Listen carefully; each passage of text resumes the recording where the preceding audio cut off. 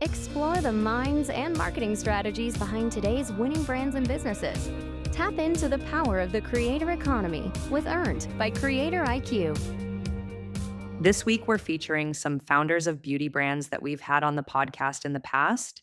Sarah Gibson Tuttle, Lilly Ghalichi, Rhea Ann Silva, Taylor Frankel, Courtney Shields, and Deepica Mutyala have all successfully founded beauty brands that speak for themselves. Curious about their stories, how they did it, what they learned along the way? Keep listening to learn. What is your path to becoming a founder? So I love Dry Bar. I love Allie. She's one of my closest friends. I was very honored to have her be in my corner for forever, really, but definitely in the beginning of Olive and June. And we started as a salon business. So it was really originally created, definitely inspired by Dry Bar. As we grew, it changed. I think what's exciting about what Allie did is that it was like such a pioneer in the space. And I think we did something similar, but we took a left turn there where instead of doing a salon chain, we had 3 salons when we launched products. What we realized was that our clients are walking out of our salons feeling incredible about themselves. They feel joy. They feel ready to take on the world. Their nails are done. They feel good about themselves. And we weren't able really to satisfy the demand in 3 salons, but also across the country. So I thought to myself at one point, I can't grow this thing fast enough. But also, not everyone can afford a $25, $30 manicure every week.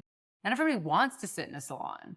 And so once I saw how people felt and I realized I am just like tapping on the door of potential of what this brand can do, and also being so inspired to give people an affordable, accessible salon quality manicure or pedicure, but at whatever price and time they wanted to spend, it made sense to me to really think about the DIY journey and think about what can we actually do to replicate this experience and the end product and give it to everyone everywhere. The other thing was DIY was like blowing up everywhere. I mean, it wasn't just beauty. Obviously, makeup has always been DIY, but hair color at home or self-tan art, but also you go out to other consumer categories like food or even to media, Netflix, et cetera. All of these things were making it possible for people to replicate these out-of-home exciting experiences in their home, and people were enjoying it. And so when nails wasn't part of that conversation, it almost was screaming to me, we should do this. We've built the brand, and now how do we bring this to everyone? So Dry Bar was the original inspiration, but we really forged a new path, which I'm truly so grateful that we saw the vision for. I never thought, I'm a lawyer by trade. And so I always imagined myself in the courtroom. I never in a million years imagined I would get to do something so awesome as create lashes or other brands. But I've learned so much. Lilly Lashes is one of my very successful brands, but I've had a lot of things that weren't successful that people don't remember, people don't talk about. And that's always what I encourage young entrepreneurs. Go for it. It doesn't matter if it doesn't work. No one remembers that I had a non-alcoholic champagne line called Glampagne. Nobody remembers that. What you'll be remembered for is what succeeds, and all you need is one.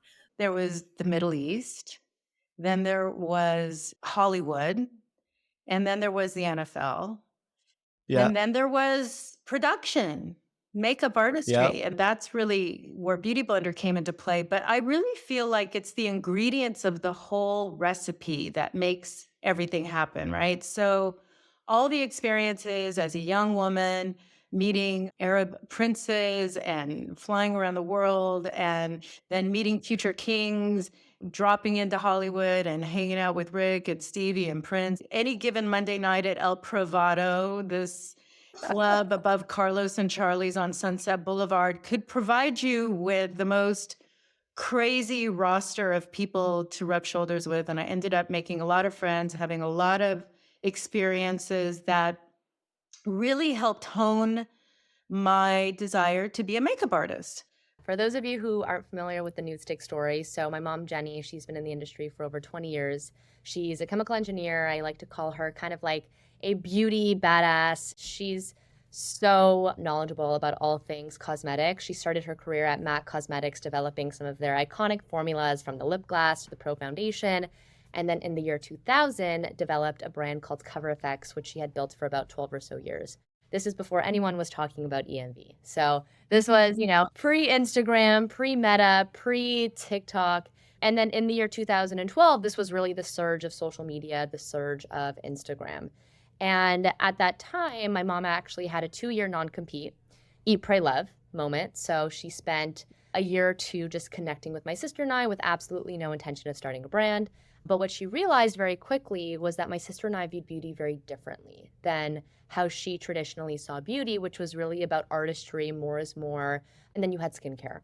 My sister and I were like, okay, well, there's nothing out there for us. Like, we feel like there's beautiful makeup brands for that individual who wants this more is more glam. But for that someone who says, I just want to look and feel like the best version of myself and wear just enough to get me out the door in the morning, there was really nothing out there. So back in 2013, 2014, we collectively launched Nudestix. Nude meaning everything we do is about shades of neutral for all skin tones and enhancing your natural beauty. At the time, our hashtag was, and still is, go nude but better. So it's about looking like yourself, but like a little bit better than how you just woke up in the morning. And it really is about creating beauty products that look and feel like your skin and beauty for real life. I was very mindful about not wanting it to be about me. As much as like I am the face of the brand, the chief creative and the co-founder, and so many of these things, I feel like this great ownership over and pride for, I didn't want it to be about me. I didn't want it to be Courtney Shields Beauty. Yeah. My goal was for DIBS to always supersede me. That was always the dream for me. I didn't want the personal credit of like it being about me. I wanted it to be about the products. I always equated it to, I used to love Mary-Kate and Ashley back in the day. Things that they had that they were wearing, and then they came out with Mary-Kate and Ashley at Walmart. Yeah. And I was like, oh my gosh, this is my time to shine. I got this. And I would go, but I felt even as a kid so cheesy shopping the Mary-Kate and Ashley collection at Walmart because I knew it wasn't what they were wearing. And so I think I was just really hyper aware of wanting to create DIBS and not Courtney something, because this is really what I'm wearing every day, not this thing that I've created for other people that can't have the things that I have. Like that felt like that was celebrity brands. It was kind of like, you know what? You can't afford the things I'm using. So here's this thing we've made for you. And I always hated that. And so I wanted to really create things that I was actually using. I think it all goes back to, like many things, my immigrant parents. And I just feel like the identity of a YouTuber, which is how I started in this whole world, or influencer or content creator, didn't feel like something they would respect because I didn't understand it. And so being the company CEO was an identity that I held on to really tightly. And even when my video went viral on YouTube, I would tell them I was a Today Show beauty expert because being on TV was credible, but like content creator to them, and again, this was 2015. So it's like, it was an identity that was really hard for me to hold on to, but now have done lots of work and realized the power. I mean, truly, the brand is as strong as it is because of the power of content creation. And so I'm finally at a place where I not only own it, but I'm proud of it.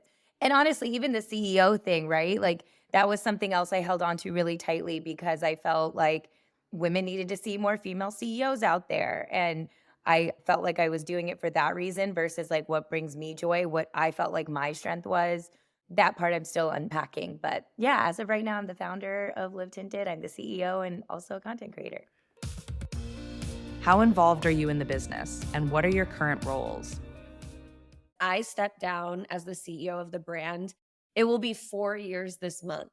I used to do everything. I was that CEO that like wanted to touch everything. And I've learned in this process the past 4 years that a strong team can really do way better than you can. Since we launched Nudestix in 2014, I was always the quote-unquote face of Nudestix, and I would be on social. And I remember at the time, TikTok wasn't as much of a thing, so the authentic platform for me to kind of create these long-form videos and to talk to our customer was on Snapchat.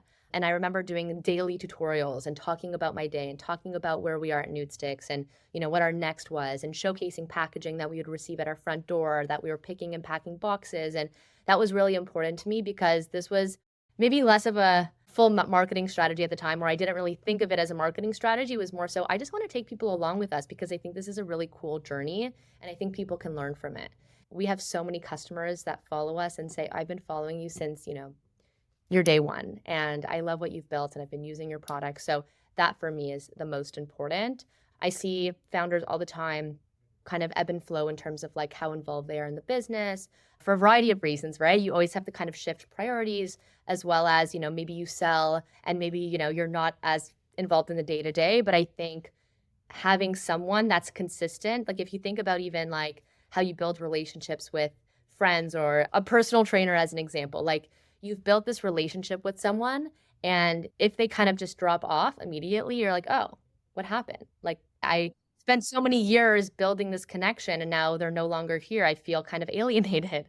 Who is this brand, right? So I think being consistent is super important. And yeah, like I don't have to necessarily create Instagram lives anymore and be in content, but I want to because I know that our consumers, they rely on that kind of point of connection with our brand. I think that I'm really hard on myself, and I think the people piece, it holds such a weight on me. It's people's lives. They chose, and I don't take it lightly when people decide to come to Live Tinted, especially like most people have left really big brands to come work for us, right? And like, I don't know, there's something so heavy about that for me that I recently hired a president and everyone reports into her and she's the only one who reports into me. And I feel like I'm living in my superpower more because I don't have all this. I'm such an empath already that like, I just care so much. And I used to, again, be scared to say that out loud, but it's who I am. What you said about not being there, that's such a huge part of it too, is like, for me, it was like physically, I was always traveling everywhere, doing press or whatever it is, meeting with investors. But on top of that, I just felt like this weight on me, like this switching, going back and forth within 1 hour of a board meeting to a one-on-one with an employee to like doing a podcast, like, and then filming a TikTok. Going back and forth like that was just very confusing. Since I was a little girl, I wanted to create this brand. Like I was 16 years old and this was like my dream. And so for me, control over it was important. And so I think like being the CEO and being the final decision maker at this stage in the business makes sense for me. But like I said, I brought in a president to handle people. You can structure it any way you want. The real journey of starting a business from scratch and still owning it without outside investment, because whenever you bring in those investors, they have a perspective and an experience that they're always going to bring to you that gives you food for thought, right? Or they control you, one of the two. I mean, I don't know. That's my fear. People ask me all the time, you still in your business? I'm like, yeah, I don't know if I'm super stupid. Glow is a great example of this. We're a great example of this. The founders and CEOs run the businesses still. I don't have any investors, and neither does Glow, that tells us what to do. We are supported by investors who say, like Brian, but also my lead investor in the very beginning, who's still on my board, right? He supports me. He says, you know this best. I invested in you. So he'll give me advice. He'll give me thoughts. He'll give me suggestions. But like, ultimately, it's my call. And I would like to see so much more of that from men and women. So from all investors, of saying like, I picked my horse in the race and I'm going to support them and let them run. I think the products show when that's the case. How do you split time now? So, I mean, you've got the brand now. I'd imagine that's taking up more and more time. Is it like a 50-50 split versus kind of content creation versus brand? How does that work out? I don't know how to actually categorize that. I feel like it's 2 full-time jobs at the same time. There's crossover, right? Where a lot of times if I'm filming my organic content, I am going to be talking about DIBS. Yep. Because I eat, breathe, and sleep it, and I love it. You know, it's very intertwined. Yeah. But I think the hardest parts at first were getting used to all the meetings. As business brained as I am, Jeff and I like to say he's a very creative first CEO, and I'm a very business first chief creative. And I'm also a creative at heart, and I'm very all over the place. When my schedule is too tight, it feels like I'm dying. I'm suffocating from the inside out. I need sunshine. So that's the only thing is I learned to do things like, I actually love the meetings because I want to be involved with everything. Like I need to know what's going on, and I love that I'm very involved in everything. I'm usually doing something to kind of fill me up while I'm sitting in the meetings because I'm just not a corporate girly. What have been your biggest lessons as a founder? And what advice would you give to someone just starting out? I want to say almost a year ago, we noticed that our competitors were essentially out competing us. And we went into Tribe and we looked at, okay, what are they doing differently? What do we need to essentially level up to in order to kind of reach these EMV goals? And it really was about scale. And I remember, Connor, one of the first Tribe presentations that I went to of yours, it was actually at the WWD Summit a few years back. And I remember you saying that, you know, the largest percent of your UGC essentially should be organic. And I don't remember the exact kind of ratio, but I remember you saying something like 80% should be organic and like 20% should be paid. And you gave the analogy of flipping through a magazine and how if you flip through a magazine and 100% of the magazine is all paid advertorial, as a reader, you're going to look at that and say, okay, I don't really trust this anymore. It seems like they're just pushing a lot of things that aren't authentic, doesn't feel organic. And the same goes for as you are scrolling through your social media feed. And that was really eye-opening for us because obviously we had these paid ambassadors that we worked with consistently, but what is that organic earned strategy that we need to kind of focus on to essentially get that kind of gap that we were seeing? And so a big part of it was scaling our seedings. So going back to 2023, probably in about April, May, we pretty much like 3 to 4x the number of seedings that we were doing across specifically North America, the US being our biggest market, because we knew that as soon as someone were to open up a package, you know, try Nudestix products, they would fall in love. Our goal right now is about a 40 to 50% post rate on Tribe. That would exceed, you know, our EMV goals in an earned capacity. So that was where I would say we had this really big aha moment, this shift is like we needed to seed at scale. We needed to get product in all of our influencers' hands. And this is influencers across micro to mid-tier to macro. We were not, you know, just seeding the macro because what we realized is most macros, you know, as much as they'll organically speak, because they themselves also need to speak organically to products because otherwise people will just stop following them if they're always doing paid content. So a percentage of their content also needs to be organic. Specifically kind of like that micro to mid-tier sweet spot because essentially they're looking to just partner with brands. They're passionate about content creation. So really targeting that influencer community as well. So I would say that was our biggest shift and then being a lot more diligent in tracking. So with Tribe, really looking at it on a weekly basis to see where is that gap and if something's missing and if we're not hitting those goals, those KPIs, then we can immediately pivot, whether it's, you know, continuing to see, checking in, engaging with influencers. I know a lot of what you talk about is about relationship building. So if we see that an influencer had received a package, because we can track all of these things, but hasn't posted about it yet, we can say to ourselves, okay, why is this the case? Have we DM'd them? Have we built a relationship with them? What are they posting in terms of our competitors? And how do we make sure that Nudestix is a part of that Get Ready With Me? So I think it's doing like a further analysis. It's about providing product, but it's like, what is that relationship building look like both digitally and then IRL too? And that, ladies and gentlemen, is the playbook. Congrats. I think the toughest part of building a company is the actual emotional piece of it rather than the actual, like, will we run out of money? Will this employee quit? Will this product take off? Will the whole world shut down? And then it did. I think it's just a really weird psyche to go through to go from the highs to the lowest lows within hours of the same day.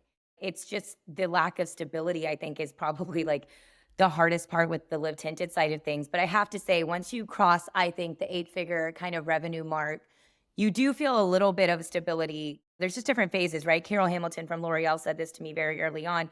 The hardest is the first million and then to hit the 10 million.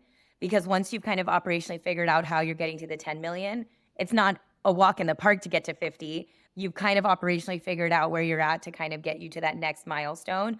For someone starting a business, the very first thing I always say is you have to have a passion to get through the tough times. Because we talked about it for a second in the beginning, but there are people that actually create businesses and create the exit plan before they even start the entry.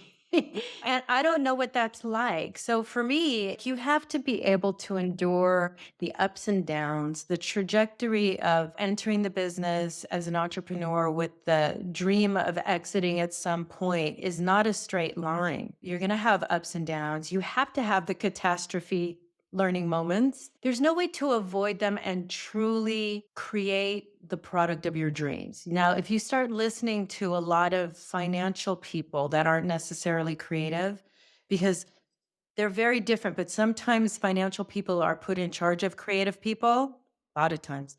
And it's two different languages and two different perspectives. So I think it's very important for someone starting a new business to understand that there are many ways to think about one thing. And you gain as much information as you can from the people around you that are experienced, but then you have to find your voice and your way to communicate with your partners and with your consumer and with your vendors, that you can translate your dreams to them so that you can actually get to that place where you're putting your baby out into the world and it looks the way you want it to look. Because that experience as an entrepreneur is very daunting. In the beginning, you have a lot of excitement and passion, but then you can be disappointed and disheartened along the way. So keeping your passion and remembering why you're doing what you're doing is super important, because you can lose sight of it. The overarching theme for me has always been evolve or die.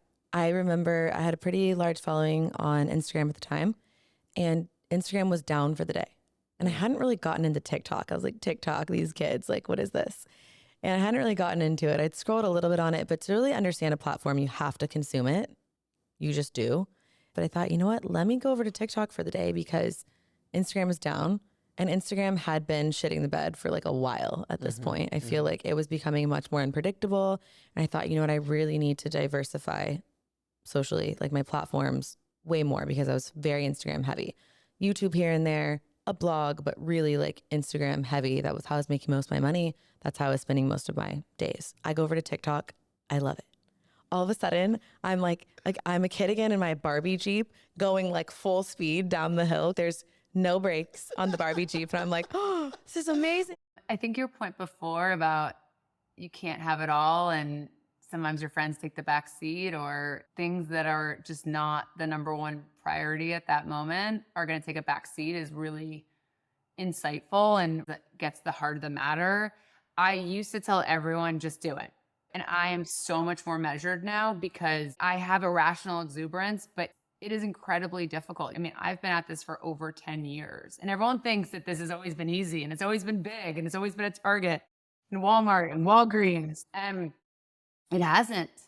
Be thoughtful about the life that you want and what you want to create. I think I was born to try, and hopefully I do make this, but I was born to want to make an impact on the world and make people feel good about themselves. So I'm so happy that I took the leap, but I don't think I had any idea how little life I would have had for the first 6-7 years. As my daughter said to me last night at dinner, she was hearing me talk about something. She said, "Mommy, I'm so glad you don't have salons anymore." And I looked at her, I said, "What?" She said, "I want to go into them." The only manicure she's ever gotten done for it was at Olive and June. And she said, "But I didn't see you very much." She remembers those first 4 years, I wasn't around very much. And so you think about how different your life can be based on the choices you make. And you just have to be ready and willing to make the sacrifice. And it's a lot more than people, I think, anticipate. I've learned a lot of valuable things. So I'm going to break it down. What is successful in a social media business? I can tell you what I've learned, and I learned that from Lilly Lashes. Lilly Lashes was my first social business that took off, and I now know the 3 reasons why. I should really charge you and all your listeners for this, because what I'm going to tell you are the 3 secrets to any social media business's success. Number 1, you need a product that is one size fits all. So the great thing about lashes is it doesn't matter if your jeans don't fit. It doesn't matter what ethnicity you are. It doesn't matter anything about you, whether you're a boy, you're a girl. Lashes are one size fits all. I could wear the same pair of lashes that you could wear, that somebody listening in China right now could wear. And that is a huge key to success in social media. Color cosmetics fit the same category. Number 2, easy to ship. So social media is worldwide. Your customers are worldwide. I learned very quickly with Glampagne that you cannot ship bottles of champagne. It is very difficult. If you want a social media successful business, your product needs to be easy to ship because your customers are all over the world. They don't want to pay a lot for shipping. And now the third one, you may cringe, but it's what's worked for me. It needs to be like $30 or less. The thing about social media is if they're going to be influenced by an influencer to buy your product, which that's the key to all my brands is influencer marketing, they're not going to be influenced to buy like $1,000 product. But this girl I follow and, I admire, okay, she wants me to spend $30 to get her look. I can do that. And the $30 also transcends to a low return rate. Because if you get the product and you don't love it, but it's going to cost you another $8 to ship it back, you're probably just going to give it another shot or give it to a friend that you think will love it. So those are my 3 keys of business I've learned. In a brand, what I've learned, you have to have a quality product. But the most important part of any business are the people. And you have to have a strong team to have a business that lasts. Be a friend, tell a friend, and subscribe. Earned by Creator IQ. Creator IQ is your all-in-one solution to grow, manage, scale, and measure your influencer marketing program. Ready to unlock the power of the creator economy? Get started with a demo today at creatoriq.com.